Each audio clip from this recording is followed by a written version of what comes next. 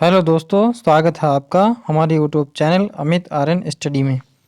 तो दोस्तों, सीटेट 2021 का जो जनवरी में पेपर हुआ था उसका हम प्रीवियस ईयर का जो है सोल्व पेपर कराने वाले हैं। तो जैसा कि आपको पता है, टैट और सीटेट में अगर प्रीवियस ईयर क्वेश्चन पेपर को अगर हम पढ़ के चले जाएं तो हमारा एग्ज़ाम क्लियर हो जाता है। हमने भी 2022 के जो जनवरी में हुआ था उसमें दिया था एग्ज़ाम, हमारा भी इसमें क्लियर हो गया था। हमने भी सिर्फ प्रीवियस ईयर की ही तैयारी की थी। तो आप इस वीडियो को अंत तक ज़रूर देखना और इसी तरह से हम सारे पेपर की जो अभी तक हुए हैं 2011 से सभी पेपर की तैयारी हम कराएंगे। तो आप निश्चिंत होकर वीडियो में अंत तक ज़रूर बने रहना, आपका एग्ज़ाम ज़रूर पास हो जाएगा। तो आज हम 2021 की जो पेपर हुआ था उसके CDP के 30 क्वेश्चन करने वाले हैं। चलिए वीडियो की शुरुआत करते हैं ज़्यादा टाइम ख़राब ना करते हुए। तो आज का हमारा पहला क्वेश्चन है इसमें, विविध पृष्ठभूमियों के अधिगमकर्ताओं को संबोधित करने के हेतु एक अध्यापक को क्या करना चाहिए। यानी कि जो विभिन्न पृष्ठभूमियाँ होती बनाई जाती हैं, तो जो बच्चे होते हैं उनको संबोधित करने के लिए क्या क्या करना चाहिए एक अध्यापक को। सभी के लिए मानकीकृत आंकड़ों का इस्तेमाल करना चाहिए। ऐसे कथनों का इस्तेमाल करना चाहिए जो नकारात्मक रूढ़िबद्ध धारणाओं को मजबूत करें। तो दोस्तों, नकारात्मक जैसे वर्ड आ जाएं उनको देखकर आप एकदम ही काट देना है, क्योंकि बच्चों को हमें पॉजिटिव सकारात्मक बातें सिखानी हैं। विविधता संबंधी मुद्दों पर बातचीत टालनी चाहिए। तो ये भी टालना तो कुछ है ही नहीं, यानी कि दोस्तों निगेटिव जितनी भी थिंकिंग है उसको हमको जरूर देखते सार ही काट देना है। तो विविध विन्यासों से उदाहरण लेने चाहिए। तो ये सबसे पॉजिटिव आंसर हमको लग रहा है। तो इसका राइट आंसर हो जाएगा ऑप्शन नंबर 4। तो उदाहरण के सहित अगर हम समझाएंगे बच्चों को तो उनको जल्दी ही समझ में आता है। दैनिक चीज़ों से उनको रिलेट करके समझाएंगे तो उनको जल्दी समझ में आ जाता है। चलिए क्वेश्चन नंबर 2 देखते हैं। समस्या समाधान क्षमताओं को किस प्रकार सुसाध्य किया जा सकता है। यानी कि प्रॉब्लम सॉल्विंग जो होता है उसको किस प्रकार सुसाध्य किया जा सकता है। तो इसके ऑप्शन पढ़ लेते हैं। समरूपों के इस्तेमाल को बढ़ावा देकर हो सकता है। चलिए अगले क्वेश्चन देख लेते हैं। विद्यार्थियों में डर की भावना को पैदा करके, तो ये तो निगेटिव पॉइंट हो गया, इसलिए इसको काट देना है। 3 नंबर है लगातार अभ्यास और कार्यान्वयन पर जोर देकर, ये भी सही लग रहा है, लेकिन अगला ऑप्शन देख लेते हैं हम। समस्याओं के हल हेतु अटल प्रक्रिया को इस्तेमाल करके, तो ये तो गलत हो गया। तो इसका सबसे पॉजिटिव आंसर जो लग रहा है हमें, ये इसका ऑप्शन नंबर 1 हो गया, समरूपों के इस्तेमाल को बढ़ावा देकर। चलिए तीसरा क्वेश्चन देख लेते हैं। अधिगम कठिनाइयों से जूझते छात्रों की ज़रूरतों को संबोधित करने के लिए एक अध्यापक को क्या नहीं करना चाहिए। तो इस पर नहीं पर बहुत ध्यान देना है दोस्तों। बच्चे जल्दी जल्दी के चक्कर में इसमें कन्फ्यूज़ हो जाते हैं और गलती हो जाती है। तो क्या नहीं करना चाहिए कि व्यक्तित्व शैक्षिक योजना बनाना, ये तो सही है, इसको तो करना चाहिए। उसके बाद है शिक्षा शास्त्र और आकलन की जटिलता का संरचनाओं का प्रयोग करना, यानी कि जटिल तो ये हार्ड हो गया, तो हार्ड चीज़ें तो प्रयोग करनी ही नहीं चाहिए। तो इसका मतलब इसको कैंसिल करेंगे, इसलिए हमारा आंसर यही हो जाएगा ऑप्शन नंबर 2। दृश्य श्रव्य सामग्री का प्रयोग करना चाहिए, ये बिल्कुल सही बात है।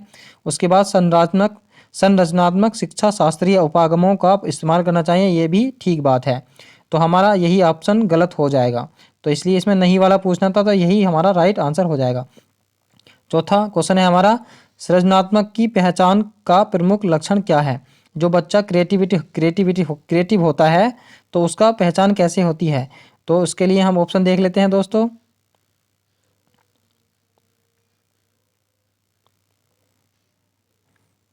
पहला है अति सक्रियता, असतर्कता, कम परिज्ञानता या बोधगम्यता या अपसारी चिंतन। तो दोस्तों इसका राइट आंसर यही हो जाएगा अपसारी चिंतन।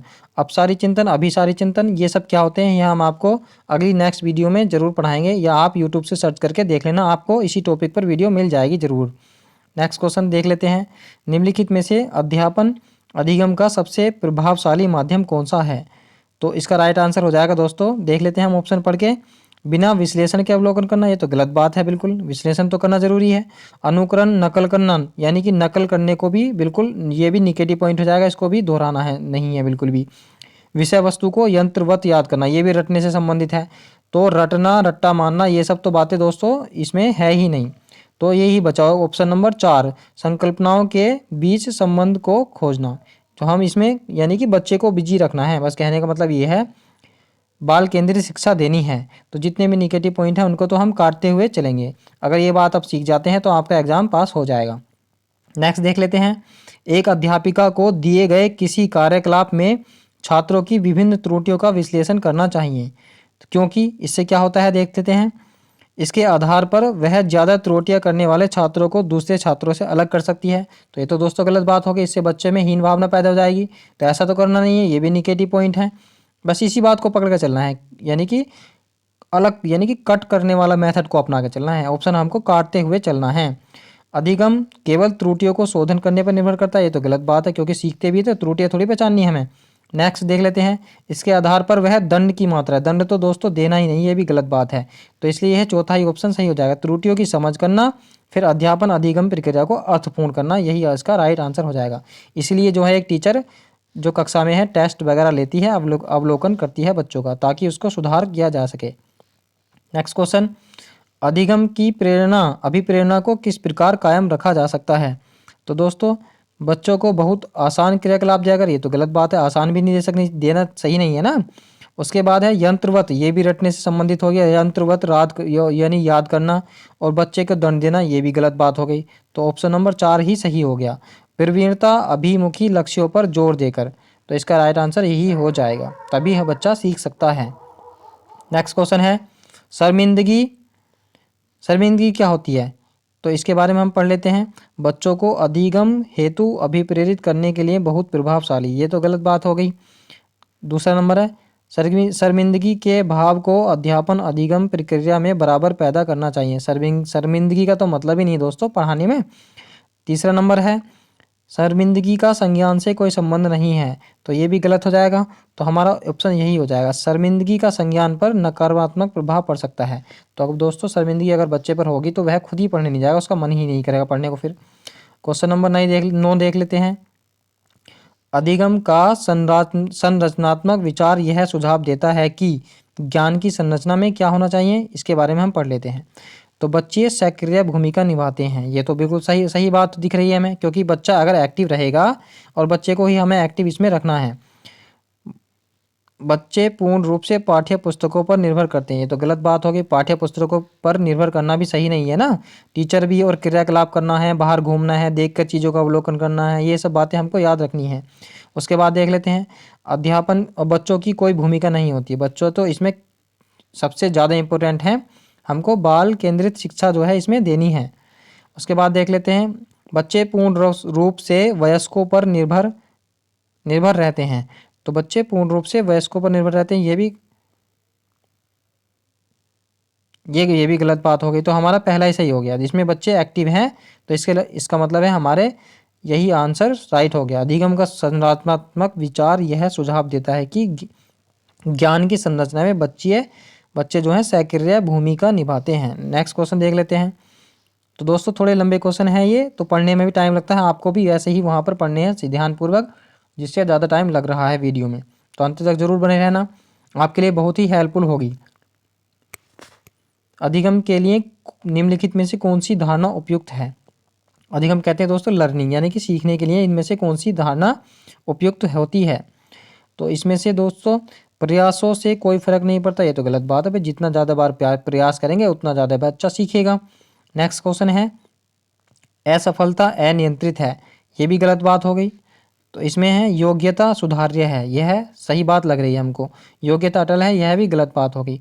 तो अधिगम के लिए यह दोस्तों योग्यता सुधार्य है, यह इसका राइट आंसर हो जाएगा।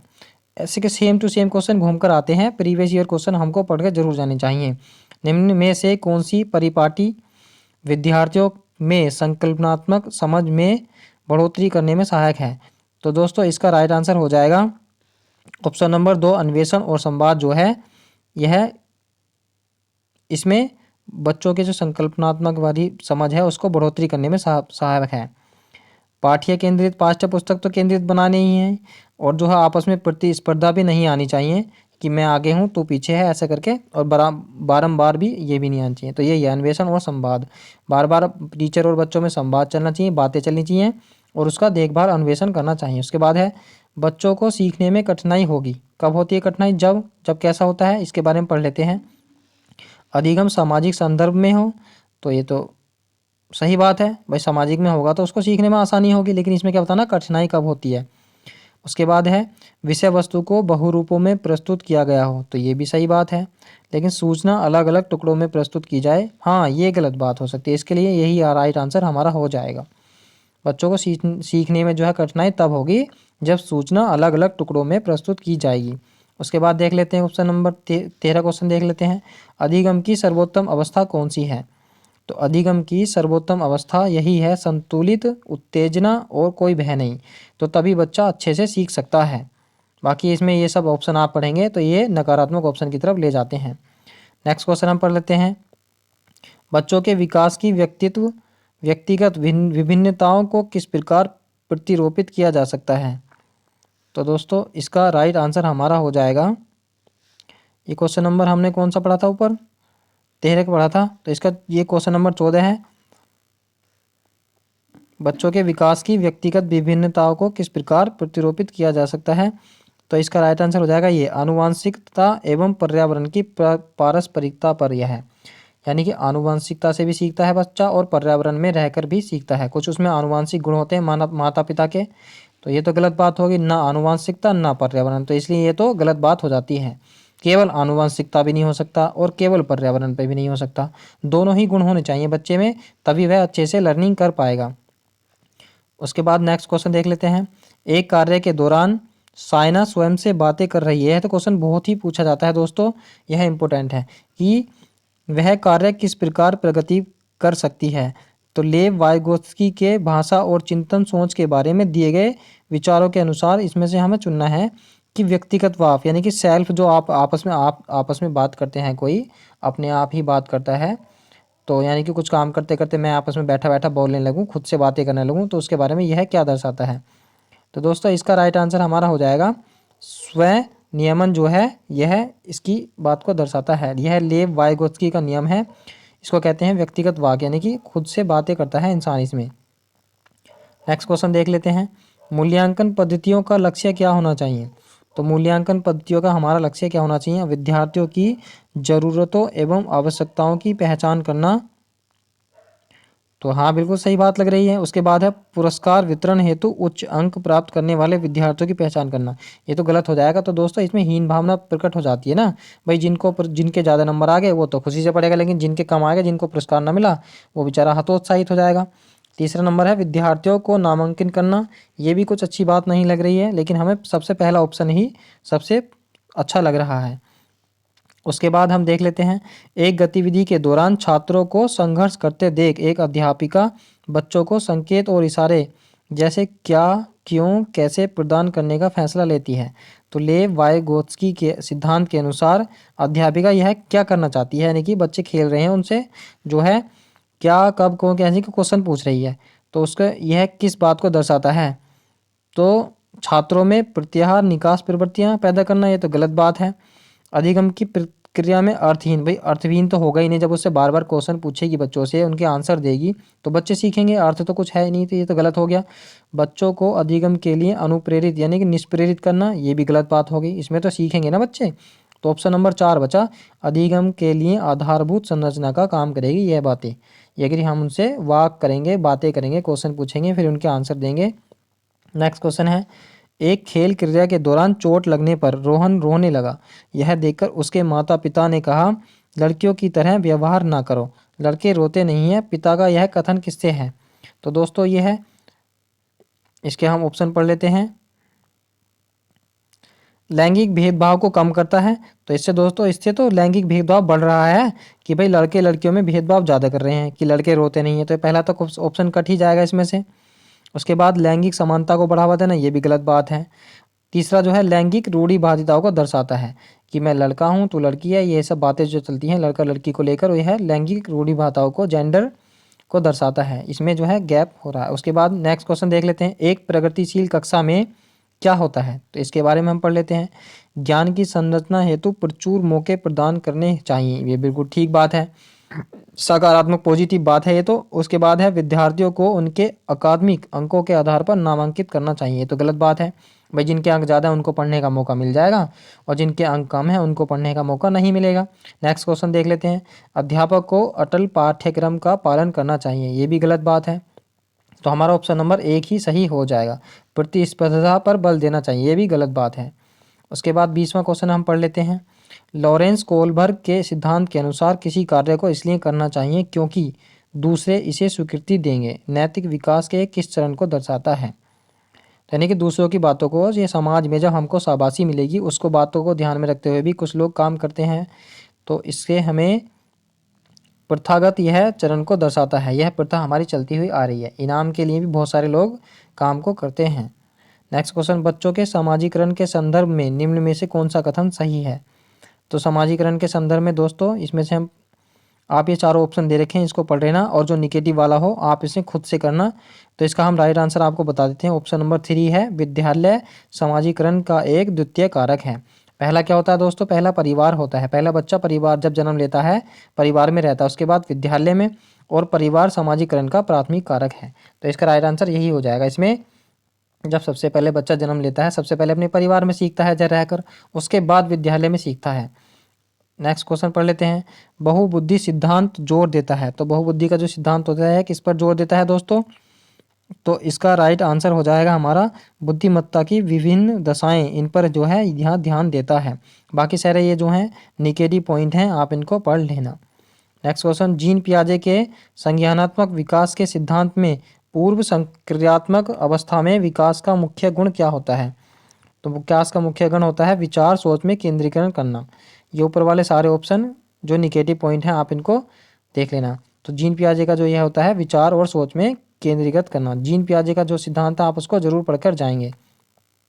नेक्स्ट क्वेश्चन है, विकास के संदर्भ में निम्न में से कौन सा कथन सही है। तो विकास के संदर्भ में दोस्तों हमारा विकास केवल विद्यालय में होने वाले अधिगम से ही होता है। भाई घर पर, ये तो गलत बात हो जाएगी इसकी। विकास की दर सभी संस्कृतियों के लिए समान हो सकती है, गलत बात है, ये भी सबके लिए समान नहीं हो सकती ना, ये ठीक है। विकास जो है बहुआयामी होता है, विकास मल्टी डायमेंशनल होता है, सभी दिशाओं में चलता है। बस यह है कभी कम यह चलता ही रहता है, कभी कम तथा कभी ज़्यादा हो जाता है। नेक्स्ट क्वेश्चन देख लेते हैं। लेव वाइगोत्स्की का सामाजिक सांस्कृतिक परिप्रेक्ष्य जो है अधिगम प्रक्रिया में किसके उस पर बल देता है, किस पर बल देता है ज़्यादा, जो लेव वाइगोत्स्की का। यह तो बहुत ही इंपॉर्टेंट है दोस्तों, इस बार भी 2022 में हमने एग्जाम दिया था, उसमें भी जरूर पूछा गया था। लेव वाइगोत्स्की से कई प्रश्न आए थे। तो इसका राइट आंसर हो जाएगा सांस्कृतिक उपकरणों पर, यह सांस्कृतिक जो चीज़ें हैं उस पर यह लेव वाइगोत्स्की का ज़्यादा इंपॉर्टेंट फोकस है। नेक्स्ट क्वेश्चन देख लेते हैं। जीन पियाजे अपने संज्ञानात्मक विकास के सिद्धांत में संज्ञानात्मक संरचनाओं के किस पर जोर देते हैं, किस पर वर्णित करते हैं। तो दोस्तों इसका राइट आंसर हो जाएगा हमारा स्कीमा या मनोबंध। जीन पियाजे का सिद्धांत है स्कीमा का, इसमें हम इसको जरूर पढ़कर जाएंगे। नेक्स्ट क्वेश्चन, इसमें भी 2 क्वेश्चन आए थे जीन पियाजे से। क्वेश्चन नंबर 27 है, एक समावेशी कक्षा में किस पर ज़्यादा जोर देना चाहिए दोस्तों। तो हर बच्चे के सामर्थ्य को अधिकतम करने के लिए अवसर प्रदान करने चाहिए। बाकी सब ये ऑप्शन, इन सबसे अच्छा ऑप्शन यही हमको लग रहा है। अलगाव तो दोस्तों करना ही नहीं है, बच्चों में अलगाव नहीं करना, उनमें हीन भावना पैदा हो जाती है ना, उनको अगर अलग बिठाएंगे तो।